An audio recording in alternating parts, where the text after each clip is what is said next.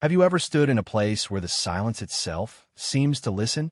Where the wind, coursing through ancient stones or skeletal trees, carries not just the chill of the air, but the weight of ages?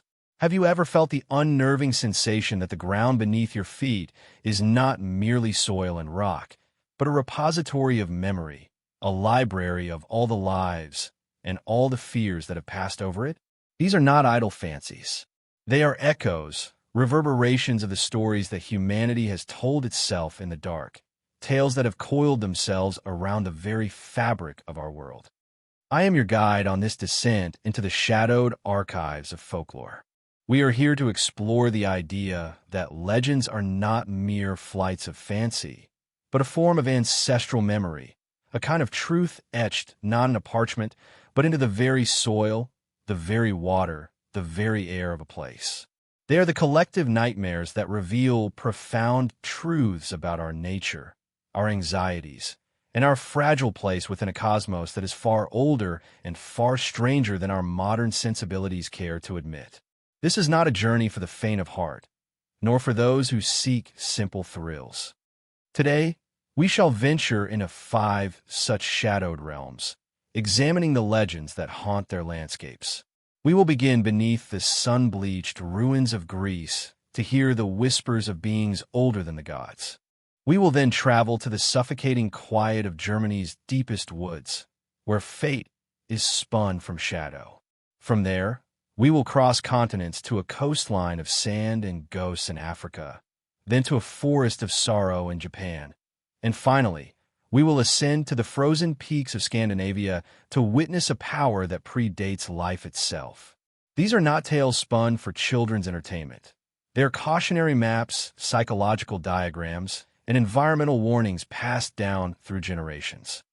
If you, like me, feel an inexorable pull toward the darkness, not for its own sake, but for the wisdom concealed within its depths, then you have found a sanctuary here. I invite you to join our community of seekers and scholars. Subscribe to our channel and be certain to activate the notification bell so that you are never left behind when we embark on these journeys. And as we proceed, I ask you to consider a question. Which of these ancient fears still resonates within our modern world? Leave your thoughts in the comments below. Your insights are a valued part of this exploration. And now, let our journey into the heart of these 5 legends begin. First, we turn our gaze to the navel of the ancient world, the sun-drenched slopes of Mount Parnassus in Greece. Here, amidst the shattered marble and fallen columns of Delphi, lies the legend of the serpents beneath the Oracle. This is a story of what came before, of a power far more ancient and primal than the Olympian gods who would later claim dominion. Before Apollo, the golden archer, established his temple and his Pythian priestess, this sacred ground belonged to Gaia, the Earth Mother, and her chthonic children. These were not mere snakes, but colossal serpents of prophecy, their scales the color of deep earth and volcanic glass, their bodies coiled through subterranean caverns where the planet's vapors hissed with secrets. They were the original voice of the earth, their wisdom rising from the deep, not descending from the heavens. These entities are often conflated with the singular python, the great beast slain by Apollo in the foundation myth of his cult. But the deeper, older folklore speaks not of one, but of many, a whole brood of prophetic drakes whose collective consciousness formed the bedrock of the site's power. They are not creatures of flesh and blood in the tales that persist, but rather psychic remnants, spiritual fossils embedded in the rock. Their physical forms were destroyed, turned to stone and earth by Apollo's divine might, but their spirits, a potent concoction of vengeance and primordial truth, were merely driven deeper. They became the very fissures in the rock, the sulfurous steam that clouded the minds of the priestesses, the low, resonant hum that can supposedly still be felt if one presses an ear to the Delphic soil on a moonless night. Their power is subtle, insidious. It is not a force of physical destruction, but of mental and spiritual unraveling. The serpents whisper truths, but these are not the clear, albeit cryptic, prophecies of Apollo. They are the raw, unfiltered truths of the earth, of decay, of cycles, of the ultimate futility of mortal ambition against the immense scale of geological time. To listen to them is to invite a special kind of madness, a clarity so profound it shatters the comforting illusions upon which human civilization is built. They offer knowledge, but the price is sanity. Their weakness, if it can be called such, is their bond to the place itself. They're the genius loci, unable to leave the site of their ancient defeat, their spectral coils forever wrapped around the mountain's heart.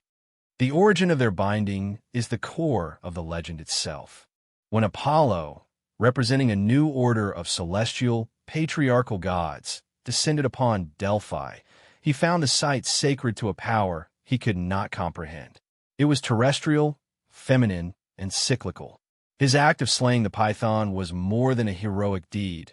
It was a theological conquest, an overriding of an ancient operating system with a new one. He built his temple directly over the chasm from which the prophetic vapors, the very breath of the dying serpents, arose. He co-opted their power, filtering it through his own priestess, the Pythia, who sat upon a tripod, positioned directly over the spiritual wound in the earth. The serpents, in their eternal death, were thus enslaved, their chthonic wisdom twisted into the service of the very god who had vanquished them, their fury a constant, simmering poison just beneath the surface of his sacred order. Consider the plight of Lucius Cassian, a Roman proconsul assigned to the province of Achaia in the late 2nd century of the Common Era. He was a man of stern Roman practicality, a follower of the Stoic school who viewed the old gods and their oracles as useful tools for managing the populace, but hardly as literal truths. He arrived at a Delphi that was a shadow of its former glory, a place of fading influence where the prophecies had grown weak and incoherent. Lucius saw not a spiritual crisis, but a logistical one. He believed the famous vapors, the pneuma, had simply diminished, perhaps due to seismic shifts. He resolved, in his arrogance, to repair the oracle. He brought with him engineers and scholars. Dismissing the warnings of the few remaining local priests who spoke in hushed tones of the ones below, they cautioned him that the pneuma was not a resource to be managed, but a veil to be respected, a barrier between the world of man and the world of the deep earth. Lucius scoffed at their superstition. He ordered his men to clear the Adaton, the sacred inner sanctum where the Pythia had once sat. He himself oversaw the project, descending into the small, rock-hewn chamber. The air was thick, heavy with a strange, metallic scent. He noticed a narrow fissure in the floor, from which a faint, warm vapor still rose. Convinced this was the source, he ordered his engineers to widen it, to drill deeper, to release the pressure he believed was trapped below. The priests begged him to desist, one old man falling to his knees, his voice trembling as he spoke of a truth that was not meant for human ears, a voice that did not speak but unmade. Lucius, with a dismissive gesture, had the old man removed. The drilling began. For days, the sound of iron on rock echoed through the sanctuary. Then one afternoon, the drill bit broke through into a vast, open space below. A great gust of warm, sulphurous air rushed into the chamber, extinguishing their torches and plunging them into absolute darkness. In that blackness, the whispering began. It was not a voice, but a chorus of sibilant sounds that seemed to come from inside Lucius's own skull. The whispers did not form words of any human language, yet he understood them perfectly. They showed him images, not of the future, but of the deep past. He saw mountains grinding upwards over millennia, saw the oceans boil and recede, saw the first, mindless life crawl from the primordial sludge. He saw civilizations rise and fall like fleeting patterns of mold on a damp stone. He saw his own glorious Rome, its marble temples and triumphant arches, as nothing more than a temporary scab on the earth's skin, destined to be scraped away. He saw the stars not as silver points of light, but as cold, uncaring furnaces, and the void between them as the only true reality. Everything he held dear, honor, duty, Empire, reason, was stripped away, revealed as a fragile, pathetic fiction. His men screamed, clawing at their own ears, but Lucius was silent, his mind a vessel for an unbearable, cosmic perspective. When his soldiers finally managed to relight a torch, they found him on his knees, staring into the fissure with wide, unseeing eyes, a thin line of blood trickling from his ears. He was muttering a single phrase, over and over. It all falls down. It all returns to dust. He was taken back to his villa, but his mind was gone, shattered by a truth too vast for a human soul to contain. The fissure was sealed with lead and stone, and the Oracle of Delphi never delivered another prophecy. The silence that fell was the silence of a truth that, once heard, could never be forgotten. The legend of the serpents beneath the oracle is a profound metaphor for the conflict between two fundamental modes of understanding the world. The serpents represent the chthonic, the primal, the intuitive knowledge that rises from the earth, from the body, from the unconscious. It is cyclical, dark, and indifferent to human ambition. Apollo represents the celestial, the rational, the imposition of order, light, and intellectual structure upon the chaos of the natural world. The story of his conquest is the story of Western civilization itself, the suppression of the primal and instinctual in favor of the logical and the structured. But the legend's true power lies in its warning. That which is suppressed is not destroyed. It is merely driven underground, where it continues to exert its influence, often in distorted and poisonous ways. The madness that afflicted Lucius Cassian is the madness that comes from a complete psychic schism, the terror of a rational mind forced to confront the vast, irrational abyss it has tried so hard to deny. In a modern context, the serpents can be seen as a powerful environmental metaphor. They're the voice of the planet itself, a deep, ecological wisdom that we have silenced with our own Apollonian hubris.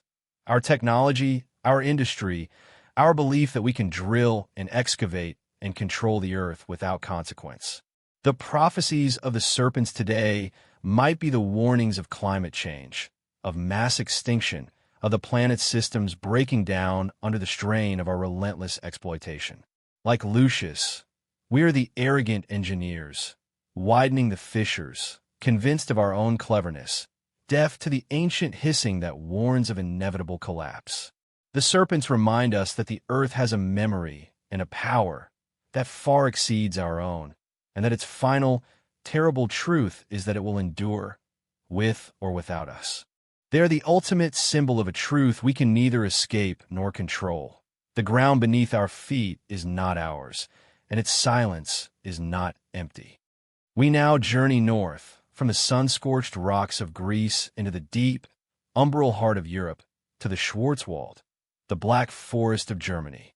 Here, where sunlight struggles to pierce the dense canopy of conifers, and the forest floor is a perpetual twilight of damp earth and moss, resides a legend born of silence and shadow, the still web Aaron, the silent weaver. This entity is not a creature of grand, violent gestures, but of insidious, patient artistry. It is said to be an ancient, spider-like being of immense size, its body the color of charcoal and wet slate, its countless eyes like chips of obsidian that absorb all light. It does not spin webs of silk, but of shadow itself, tangible strands of darkness that are invisible to the eye, but can be felt as a sudden, inexplicable chill or a prickling on the back of the neck. The silent weaver is fundamentally a being of fate, but not in the classical sense of the Greek moirai, who spin, measure, and cut the thread of life. The weaver does not create destiny. It merely reveals and reinforces the existing, unseen connections between all things. Its webs are a physical manifestation of causality, of consequence, of the intricate and often terrifying patterns that govern existence. It is drawn to places of profound quiet and stillness, believing that only in the absence of noise can the true shape of the world be perceived. Its primary motivation is a kind of cosmic maintenance, a quiet enforcement of the way things are. To cross one of its threads, is to become acutely, horribly aware of your own predetermined path, to see the machinery of fate laid bare. This revelation is not a gift, but a curse, driving mortals to paranoia and madness as they struggle against the invisible strands that bind them. The Weaver's abilities are subtle and deeply psychological. It has no need for physical attacks. Its venom is knowledge. It can make its victims perceive the threads connected to them, the lines of inevitability stretching from their past actions to their future doom. A man might suddenly see a shimmering black filament connecting his hand to the axe that will one day slip and kill his son, or a woman might feel a cold thread linking her heart to the wasting sickness that will claim it in a decade. The Weaver is also a guardian of secrets, its great web a library of every choice and every consequence that has ever transpired within its forest domain. Its only vulnerability is sound. Loud, chaotic noise, the ringing of an axe, a sudden shout, the peal of a church bell, is said to unravel its shadowy threads and cause it to retreat into the deepest, most silent parts of the forest. Silence is its strength, its medium, and its sanctuary. The origin of the still web Aaron is traced back to a forgotten folktale about a lesser-wood spirit, a dryad, who was betrayed. She had fallen in love with a human philosopher who sought refuge in the forest to contemplate the nature of determinism and free will. She shared with him the forest's secrets, the quiet interconnectedness of all living things. He, in turn, twisted her wisdom, writing a treatise that argued for a cruel, mechanistic universe, using her own words to deny the existence of spirit and choice. He then abandoned her, his fame secured. In her grief and rage, the dryad prayed not for vengeance, but for the philosopher's cold, intellectual truth to be made real. The forest answered her prayer. She was transformed, her lithe form swelling and darkening, her limbs multiplying, her voice lost forever. She became the embodiment of that cold, interconnected reality, a silent, seeing nexus of the causal chains that her lover had so admired in theory, now made terrifyingly manifest. Let us consider the tale of Klaus, a master weaver of the 18th century, a man whose tapestries were so fine they were said to rival reality itself. His workshop was on the edge of the Black Forest, and he was a man obsessed with patterns, with the way individual threads could be knotted and combined to create a grand, cohesive image. He was also a man of immense pride, who believed his artistry gave him dominion over his medium. One autumn, seeking inspiration for a new masterpiece, he ventured deeper into the Schwarzwald than was deemed wise. He sought a specific quality of light, a particular shade of moss, but what he found was a clearing of preternatural silence. The air was heavy, still, and cold. Even the birds and insects were mute. In the center of the clearing stood an ancient, gnarled oak, and from its branches hung what he at first took to be strange, dark vines.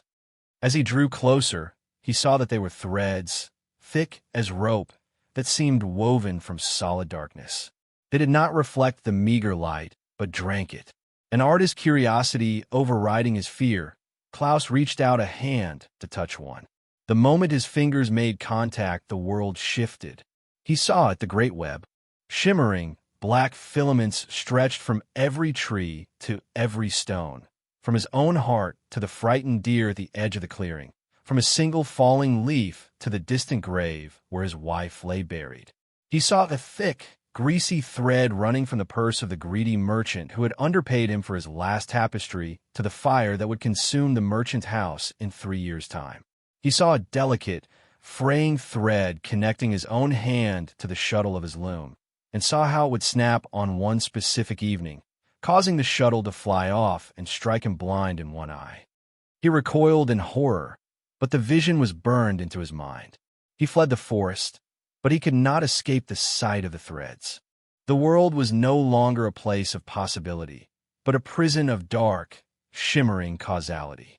His art, once his pride, became his torment. He would sit at his loom, his hands trembling, as he saw the terrible, final pattern his tapestry was destined to become. He saw the thread of rot in the wood of his own house. He saw the line of poison in the water of his well. He tried to defy the visions. He saw a thread connecting his neighbor's prize-winning rooster to a fox's den, so he built an iron cage for the bird. The next day, the rooster, in a panic, strangled itself on the bars of the very cage meant to save it. His attempts to subvert fate only tightened its knots. His sanity frayed. He began to weave with black thread exclusively, trying to replicate the terrible beauty of the weaver's web. His final tapestry was a chaotic masterpiece of darkness, a map of his own despair. The townspeople found him one morning, hanging from the rafters of his workshop, a single black thread, spun from his own loom, around his neck. He had not taken his own life. He had merely completed the pattern he had been shown.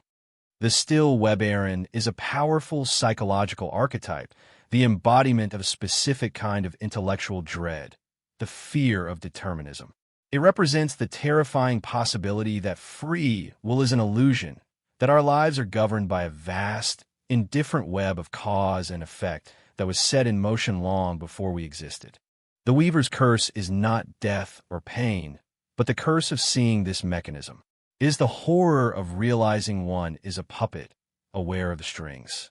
In a world increasingly governed by algorithms, predictive models, and vast networks of data that map and anticipate our every behavior, the silent weaver feels chillingly contemporary.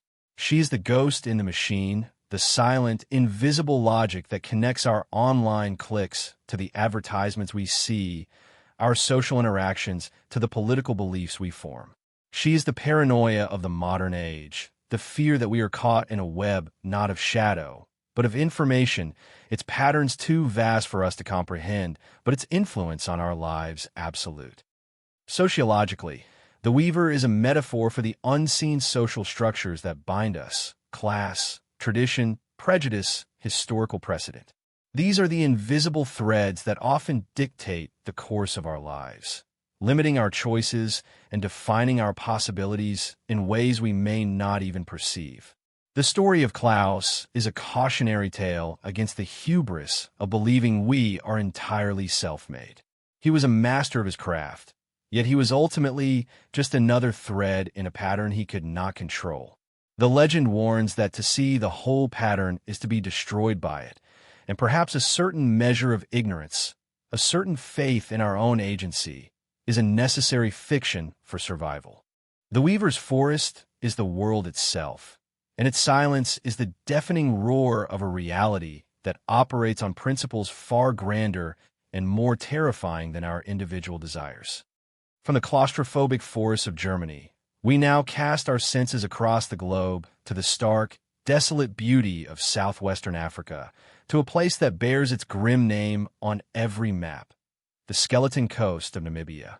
Here, the vast, ochre dunes of the Namib Desert, the oldest desert in the world, plunge directly into the frigid, turbulent waters of the Atlantic Ocean. It is a place of breathtaking hostility, where dense sea fogs roll inland for miles, concealing a coastline littered with the bleached bones of whales and the rusting skeletons of countless shipwrecks. It is in this purgatorial landscape that we find the legend of the Zoutvervloekte Vloot, the salt-cursed fleet.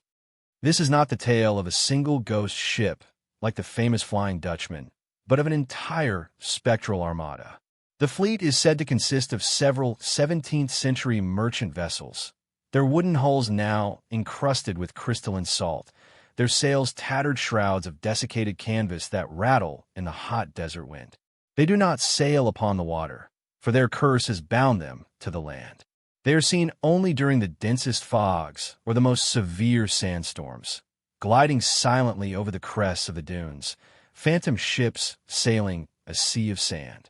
Their crew are the truly damned, hollow, dried figures, their bodies preserved like mummies by the salt and the arid air, their eyes empty sockets, their mouths agape in a permanent, silent thirst.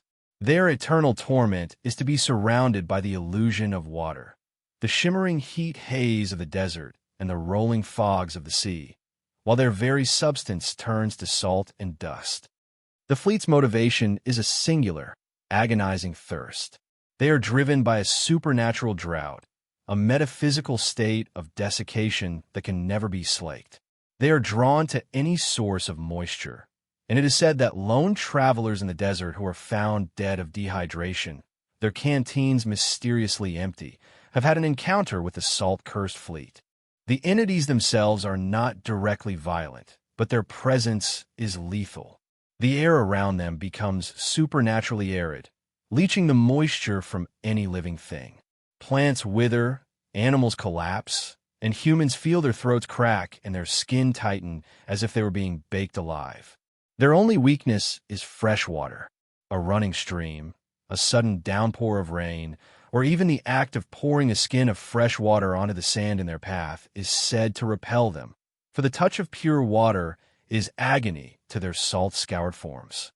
The origin of their curse lies in an act of profound colonial arrogance and sacrilege. The story is tied to a captain known in the local lore only as Dai-Jiraj, the Greedy One. He was a Dutch merchant captain in the era of the great trading companies, a man whose lust for riches overshadowed all else. His fleet of ships, laden with spices and silks from the east, was damaged in a storm and forced to seek refuge in a bay along this treacherous coast. There, they encountered the indigenous San and Khoikhoi people who, despite the harshness of the land, lived in a delicate balance with it. The tribesmen showed the sailors where to find the few precious freshwater springs that seeped from the rocks at the desert's edge. But Dai-Jiraj was not interested in water. He saw that the tribal women wore crude but beautiful necklaces made of lustrous, unusual pearls. He learned that these pearls were harvested from a secret, sacred oyster bed hidden in a freshwater lagoon, a place the tribes considered the womb of their water spirit. To them, the pearls were not currency, but solidified tears of the spirit, offerings to be given, never taken by force. The captain, seeing only profit, feigned friendship. He traded trinkets and liquor with the tribe while his men secretly followed them, discovering the location of the sacred lagoon.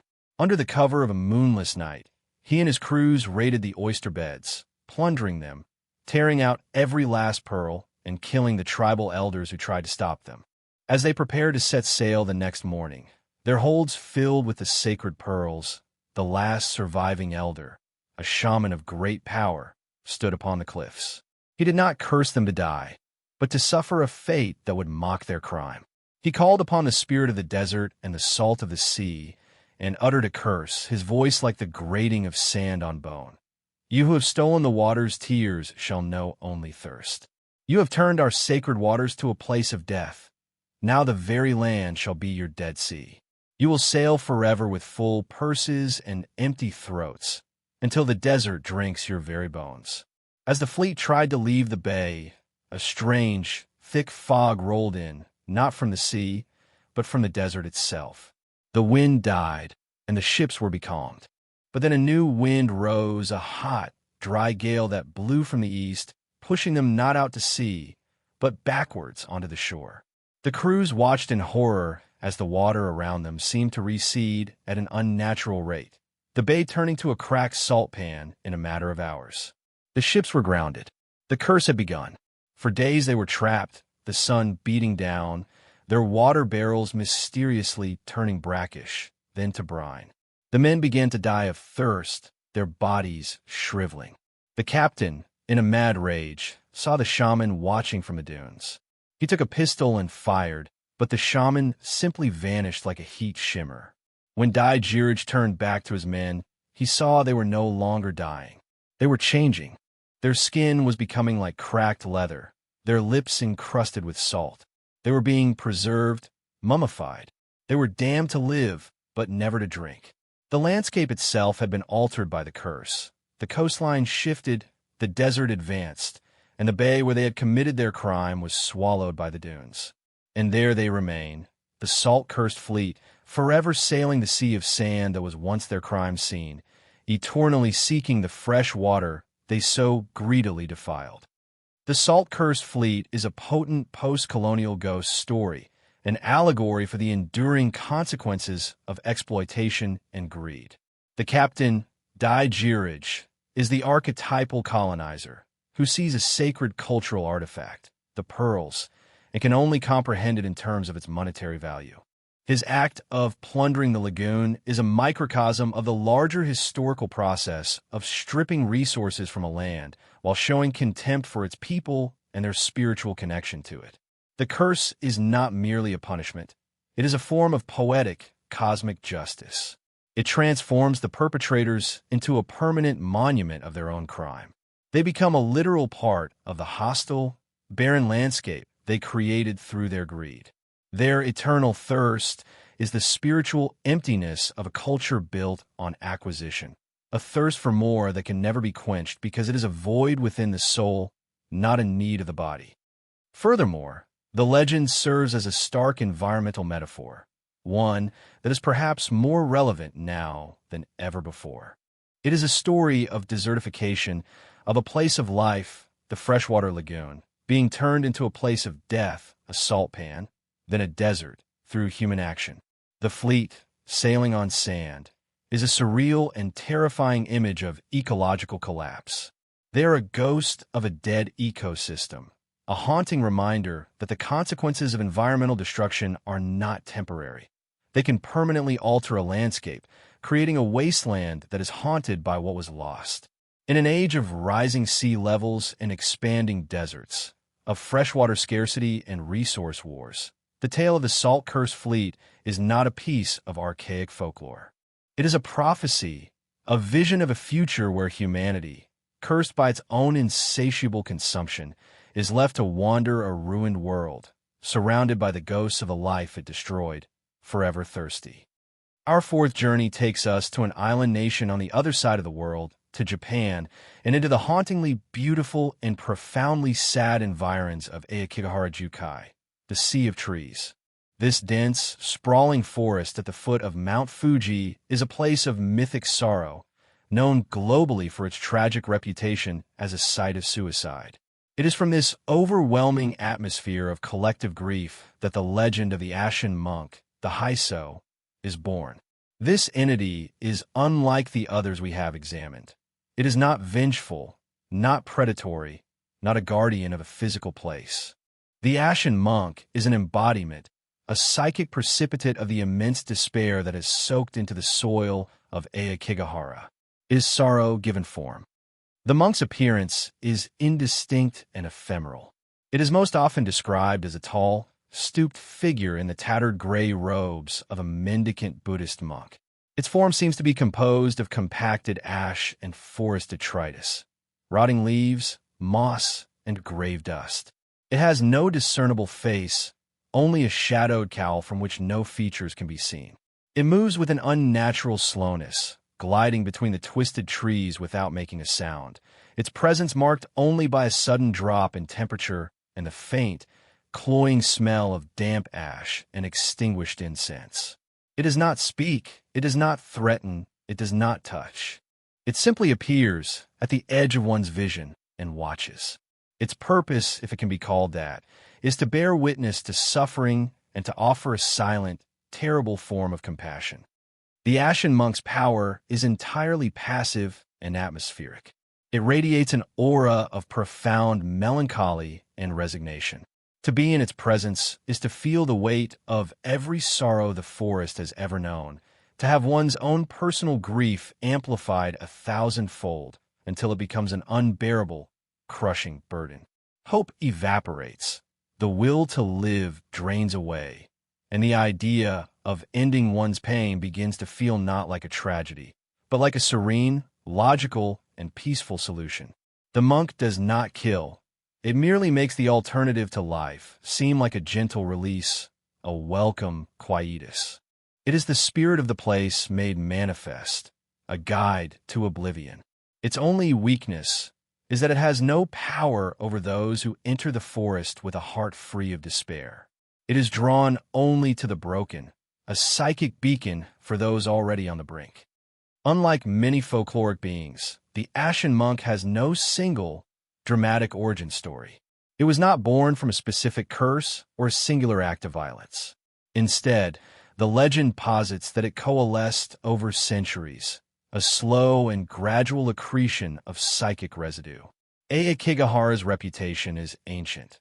Long before its modern notoriety, it was a place associated with Ubasut, the mythical practice of leaving an elderly or infirm relative to die in a remote place during times of famine. The monk is said to be the amalgamation of all these lonely, lingering spirits and later of the countless modern souls who chose the forest as their final resting place. It is not a ghost, but a composite entity, a psychic coral reef built from layers upon layers of human sadness. It is the forest's own immune response to the sheer volume of pain it has been forced to absorb, a way of processing and embodying that grief. Let us turn to a story from Japan's Meiji Restoration in the late 19th century, a period of immense social upheaval as the nation rapidly modernized and abandoned its feudal past. A young woman named Akemi was the daughter of a minor samurai family that had lost its status and wealth in the new era. She had been betrothed since childhood to the son of another fallen samurai house, a man she did not love, and was expected to live a life of quiet domestic poverty. But Akemi possessed a fiercely independent spirit and a love for the old ways, for poetry and nature, things the new, pragmatic Japan seemed to have no time for. Faced with a future she viewed as a cage, she fell into a deep despair. She decided to flee, not to a new life, but away from life itself. She traveled to Aokigahara, a place she had read about in old poems, a place she believed would understand her sorrow. For 2 days, she wandered through the unnaturally quiet forest. The volcanic rock beneath her feet seemed to absorb all sound. The trees grew so densely that she quickly lost all sense of direction, but she did not care. She was not trying to find a way out. On the third morning, as a cold mist clung to the forest floor, she saw him. Standing beside a moss-covered lava rock was a tall figure in gray robes, perfectly still. She was not frightened. She felt a strange sense of recognition, as if she had been expecting him. She sat down on the ground, her back against a tree, and simply watched him. He did not move, did not speak. But as she sat there, in his silent company, she felt her own personal sadness, her lost status, her unwanted marriage, her thwarted dreams begin to dissolve. It was not replaced with happiness, but was instead subsumed into a much larger, older, and more profound sorrow that seemed to emanate from the robed figure. She felt the hunger of the old woman left to die 2 centuries ago. She felt the shame of the dishonored warrior who had fallen on his sword in this very spot. She felt the quiet desperation of 100 other lost souls. Her own pain became insignificant, a single drop of rain in a vast, gray ocean of grief. And in this, she found a strange and terrible peace. The thought of continuing her life, of fighting against her fate, seemed exhausting and pointless. The only logical act was to join this silent, eternal congregation of sorrow. The monk did not beckon or persuade. It simply stood, a silent testament to the peace of finality. When a group of foresters found Akemi's body weeks later, she was leaning against the tree, a serene expression on her face. In her hand, she clutched a single, perfectly formed, ashen-gray leaf that did not seem to belong to any of the trees in the forest. The legend of the Ashen Monk is a sociological and psychological masterpiece. It provides a powerful external metaphor for the internal experience of severe depression. The monk's aura of amplified sorrow is a perfect description of the way depression can make personal pain feel universal and absolute. Its silent, non-judgmental presence reflects the insidious way the illness can make suicide feel like a rational choice, a gentle release rather than a violent act. It is not a monster to be fought, but an atmosphere that one succumbs to, which is precisely the terrifying nature of the disease. The monk is a folkloric recognition that sometimes the most dangerous entity is not an external threat, but the manifestation of our own internal despair. In a broader sociological context, the Haiso can be interpreted as a critique of societies that create unbearable pressures on individuals. The legend's origins and tales of Ubasut and its modern association with suicide both point to social failures. Famine in one case, and intense academic, professional, or social pressure in the other. The monk is the specter that haunts a culture that may, at times, prioritize the collective good or rigid social norms over individual well-being. It represents the quiet, lonely endpoint for those who cannot or will not conform to the expectations placed upon them. It is a haunting reminder that a society can be judged by the ghosts it creates, and Aokigahara, through the figure of the Ashen Monk, serves as a silent, sorrowful repository for those its society has failed. For our final legend, we ascend from the sorrow-soaked earth to the highest, most inhospitable peaks of the world, to the Jotunheim Mountains of Norway. This is the mythical home of the Jotnar, the frost giants of Norse cosmology, a landscape of forbidding glaciers, razor-sharp peaks, and winds that can freeze the soul. Here, deep within the heart of the most ancient glacier, the lore speaks of a being that is not animal, not spirit, but geological. It is known as the Isarjurt, the ice-veined heart. This is not a creature that lives on the mountain. It is the mountain, or at least its core. The heart is described as a colossal geode of living ice, a crystalline structure miles deep within the glacier, shot through with veins of substance that glows with a faint blue-white light. It is not alive in any biological sense. It is a slow, cosmic entity operating on a timescale that makes human history seem like the flicker of a candle. The heart is said to have a pulse. It beats once every 100 years. This pulse is not a contraction of muscle, but a massive release of concentrated, absolute cold. When the heart beats, a wave of supernatural frost expands outward through the rock and ice, causing flash freezes across the mountains, creating new glaciers overnight, and plunging the entire region into a winter so deep and severe that it can last for years. This event is known as the Jurtaslag, the heartbeat. The heart's motivation is simply existence. It has no malice, no intelligence, no awareness of the fleeting lives that crawl upon its surface. It is a primal force of nature, an embodiment of cosmic indifference. Its power is absolute within its domain. The cold it generates is not a mere absence of heat. It is an active, encroaching force that can transmute living flesh to ice in an instant, freeze running water solid in its channel, and shatter steel with its brittleness. Its only weakness is that it is utterly predictable. Its pulse comes every century on the night of the winter solstice. The ancient people of the region did not try to fight it. They simply knew to be far away from the high peaks when the time of the Jurtaslag drew near. They respected it as a fundamental and unavoidable reality of their world.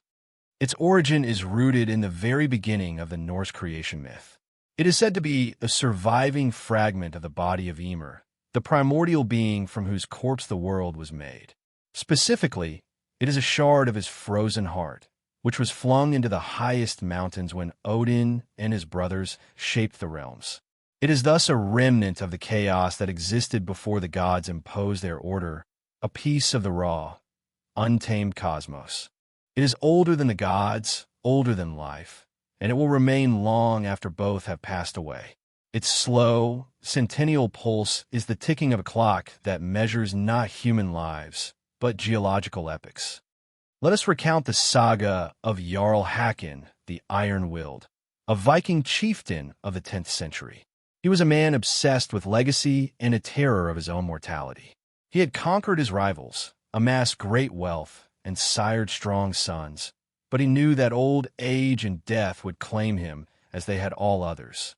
He began to consult with seer workers, practitioners of Norse magic, seeking a way to achieve immortality. A captive sorcerer from the northern tribes, under duress, told him the legend of the ice-veined heart and its centennial pulse. The sorcerer spoke of the Jurtaslag not as a destructive force, but as a moment of pure, timeless preservation.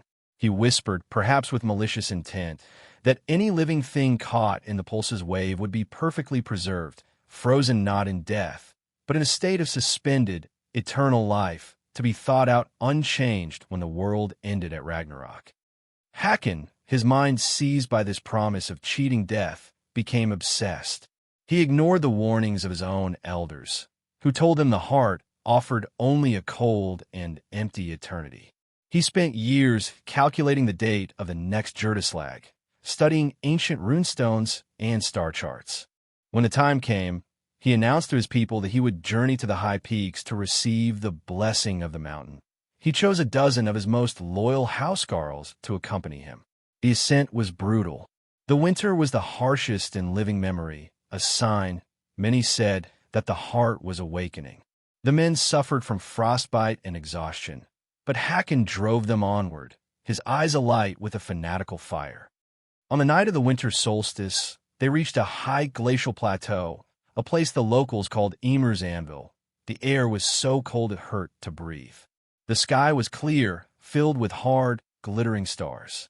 Hakon stood on a high precipice, stripped to the waist despite the lethal cold, his arms raised to the mountain's peak. He roared his challenge to time and death. As midnight approached, a low, resonant hum began to emanate from the ice beneath their feet. A faint, blue light began to pulse deep within the glacier. His housecarls, their fear finally overcoming their loyalty, began to back away, but it was too late. With a soundless concussion, the Jurdaslag was unleashed. It was not a wave of ice or snow, but a wave of pure, absolute cold. Hakon's triumphant roar was cut short, frozen in his throat. His men were caught in mid-stride. In an instant, they were transformed into statues of ice, their forms perfectly preserved, their eyes wide with the last emotion they had ever felt, terror. Hakon himself was frozen in his pose of defiance, a perfect ice sculpture of mortal hubris, his face locked in a triumphant sneer that would endure for ages.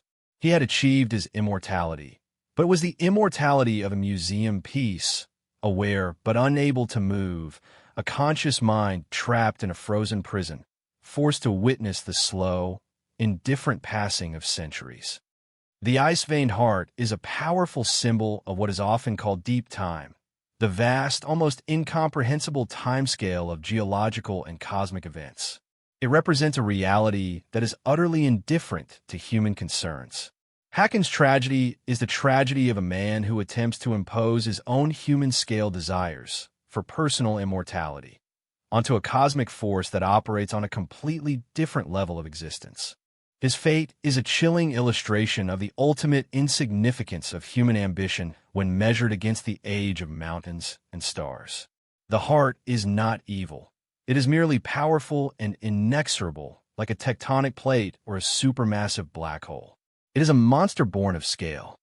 In our contemporary, human-centric world, the legend of the ice-veined heart serves as a crucial philosophical counterpoint. We live in an age of unprecedented technological power, an age where we believe we can reshape the planet to our will.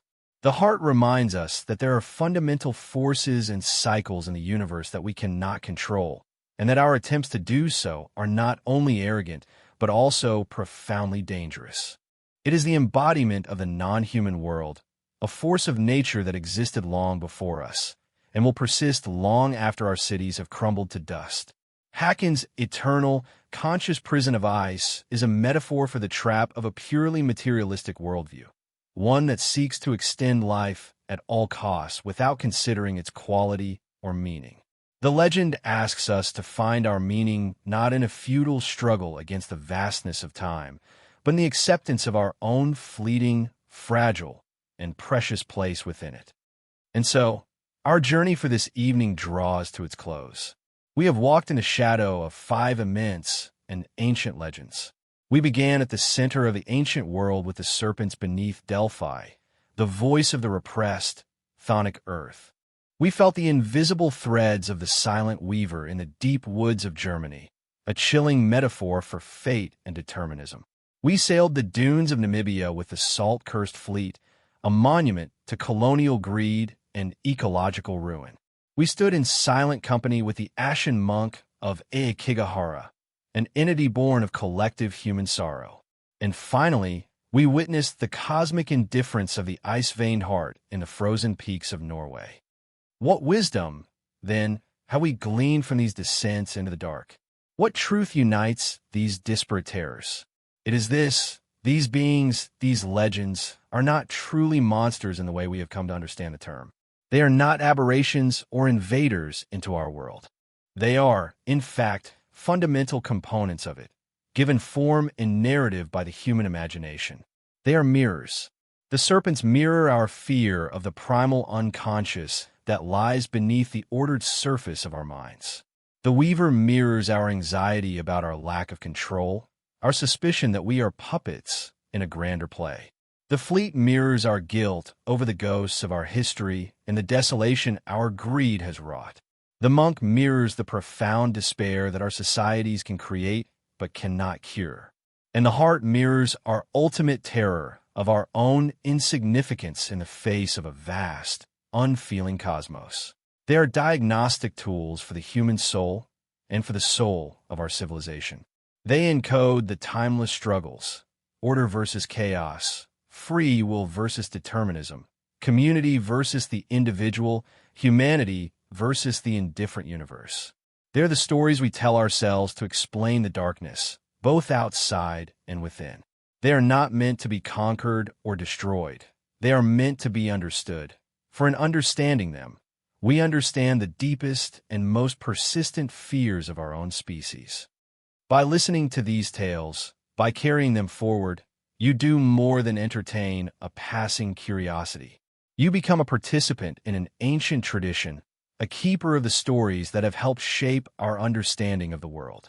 You become a guardian of the complex, often frightening, wisdom that our ancestors encoded in these narratives. If this pursuit of deeper understanding resonates with you, I urge you once more to subscribe to our channel, to share these stories with those who would appreciate them, and to continue the conversation in the comments below. Your engagement ensures that these vital echoes from the past are not lost to the noise of the modern world. The best monsters, you see, are always the ones that show us something true about ourselves. They're the shadows we cast, and only by turning to face them can we ever hope to understand the light that casts them. The legends are not over. They're still being written in our anxieties, in our technologies, in the very changes we are inflicting upon our planet. And I will remain your faithful guide as we continue to explore them. Until our next journey into the shadows, I bid you a contemplative darkness. May your nights be free from simple fears, and your mind be haunted only by the most profound and illuminating questions. Look to the ancient stones, listen to the wind as it passes through the deep woods, and remember that the oldest stories are all around us, waiting patiently in the silence for someone to listen once more.